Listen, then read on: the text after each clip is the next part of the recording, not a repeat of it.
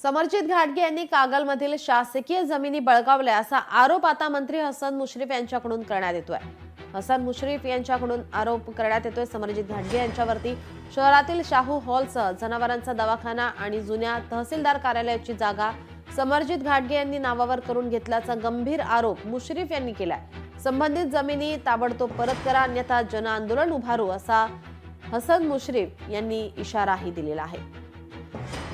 समरजित घाटगे यांच्यावरती आता आरोप करण्यात येतोय। समरजित घाटगे यांनी कागलमधील शासकीय जमिनी बळकावल्या असा गंभीर आरोप हसन मुश्रीफ यांच्याकडून करण्यात आलाय।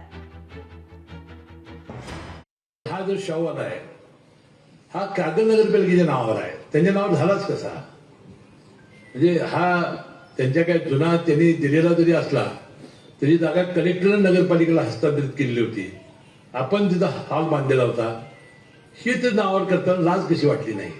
कागल शहरामध्ये पार्किंगला अजिबात जागा नाही, सगळी वाहनं रस्त्यावर लावलेली असतात, चांगली सोय तिथं नगरपालिका आणि शेवटी नगरपालिकेला आपण हस्तांतर करणार होतो, त्यांनी द्यावं। आम्ही तर कोर्टाचा लढा लढूच, रस्त्यावरचा तर लढा आम्ही लढूच, आरक्षणीय आहे, तर त्याने इतका हव्या संपत्तीचा धरू नये, कारण जनतेनं आता योग्य ती जागा दाखवलेली आहे। हे प्रश्नावर पुन्हा एकदा संघर्ष होऊ नये अशी माझी इच्छा आहे, कारण आता मी निवडून आलेलो आहे। लोकशाही मराठी ऐका, पहा, जागरूक रहा।